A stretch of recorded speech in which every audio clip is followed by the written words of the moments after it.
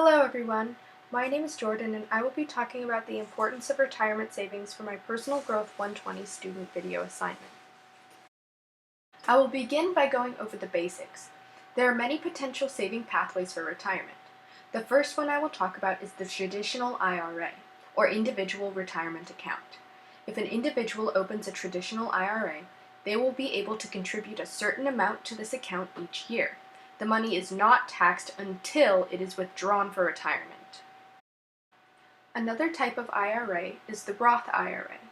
This type of account taxes the contributions to it rather than the withdrawals.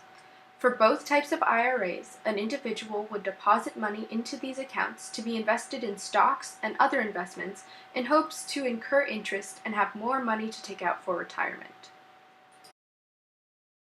Choosing which IRA to invest in may be difficult, but there are a few differences between them that may sway one's decision, as is shown in this graphic from businessinsider.com. As long as one is eligible for both types of IRAs, their tax bracket and projected tax bracket for when they enter retirement will probably play key roles in deciding which type of IRA to open. For example, if an individual believes that they will be in a higher tax bracket when they retire, they will most likely open a Roth IRA, so their contributions are taxed at a lower rate than their withdrawals would be with a traditional IRA. The next type of plan is called a qualified retirement plan, where a business will work with their employees to set up their retirement savings account. With these plans, employers usually get tax breaks for their contributions into their employees' retirement accounts. There are two subcategories of qualified retirement plans: defined benefit plans and defined contribution plans. Defined benefit plans are managed solely by the company, and employees get a predetermined amount when they retire. One example of this is a pension. Defined contribution plans are more popular. Defined contribution plans let employees add their own income into their retirement accounts for investment, and their final savings amount for retirement is determined by the success of those investments. Both of these terms are simply ways to categorize or define how an individual's qualified retirement plan works. The first type of qualified retirement plan is a simplified employee pension plan, or SEP. This type of plan usually follows the defined contribution formula. SEPs are recommended for small business owners or for those who are self-employed. It is usually made to be like a type of traditional IRA, so the money put into it is only taxed when it is withdrawn. According to the Internal Revenue Service website, the reason that a simplified employee pension plan is best for business owners is because it allows them to not only contribute to their own retirement, but to the retirement savings of their employees as well. This type of plan also allows for a wide variety of investments. An alternative to an SEP plan is a 401k. 401k plans are types of defined contribution plans that are also like traditional IRAs in the way that the money put into the account is only taxed when withdrawn. However, as a side note, there are also Roth 401k plans that have the contributions taxed instead of the withdrawals. When a company has a 401k plan for its employees, they usually have a system where they will put in a percentage of any contribution that the employee puts into their 401k accounts. The invested money then grows over time and is taken out when the employee is ready for retirement. Following similar rules to the 401k plans, there are also 403b plans. These plans are made especially for employees of nonprofit companies. There are also defined contribution plans that are usually taxed when savings are withdrawn. Now, that was a lot of information and a lot of different types of retirement plans. Let's do a quick overview. The first two types of retirement plans were the traditional individual retirement accounts and the Roth individual retirement accounts, also known as IRAs. Then we went on to qualified plans. An interesting fact about qualified plans is that they were established and outlined by the Employee Retirement Income Security Act of 1974. Qualified plans were usually categorized as either defined benefits or defined contributions. The three types of qualified plans that I talked about would usually follow the defined contribution path, where the amount gained by the beneficiary depends on the success of their investments. Those three types were SEPs, 401ks, and 403bs. There are many more types of qualified plans, and even unqualified plans, but those are the main ones. As long as an individual has some familiarity with these terms, they will be able to more easily create the retirement savings plan that is right for them. The average person lives about 20 years after they retire, but not all people have saved enough to maintain the quality of life they want to live in their retirement years.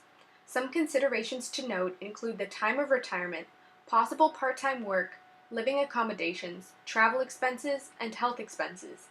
Insurance plans may change after retirement, so it is important to keep that in mind as well.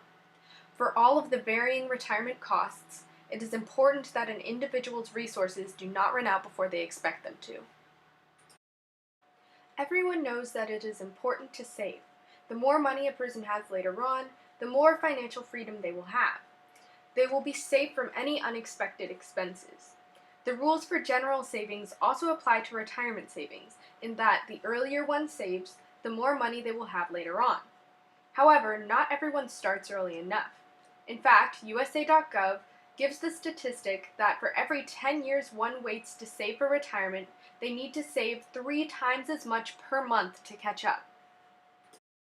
Starting to save early is even more critical now than ever, because according to Vanguard.com, the future of Social Security, tax rates, and inflation are all out of a person's control, and Social Security only makes up 38% of an American's retirement income. To demonstrate the importance of saving early, I will give a couple of examples. To come up with these statistics, I used the bank rate investment calculator. Let's say you opened a traditional IRA, where the money wasn't taxed until withdrawal. With an average return on investment at 7%, interest compounded daily, and a contribution of $10 a week, a person would make $22,697 before taxes if they saved that weekly amount for 20 years. However, if you saved that amount for 40 years, you would have $114,632 before taxes. Now, let's say that you want to save a bit more. Maybe you're able to contribute $20 a week to this account. With the same return on investment, daily compounded interest, and traditional IRA, you could save $45,357 in 20 years and $229,265 in 40 years. If we once again add to this amount and you decide to put in $50 a week, you would then save $113,393 in 20 years and $573,162 in 40 years.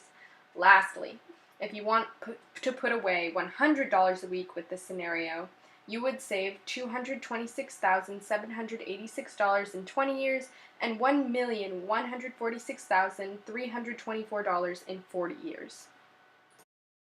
Now that shows how varying deposits would increase your savings exponentially between 2 time periods.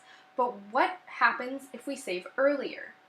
With the same return on investment, daily compounded interest, and traditional IRA, let's say that you decided that you could contribute $80 a week to your retirement account.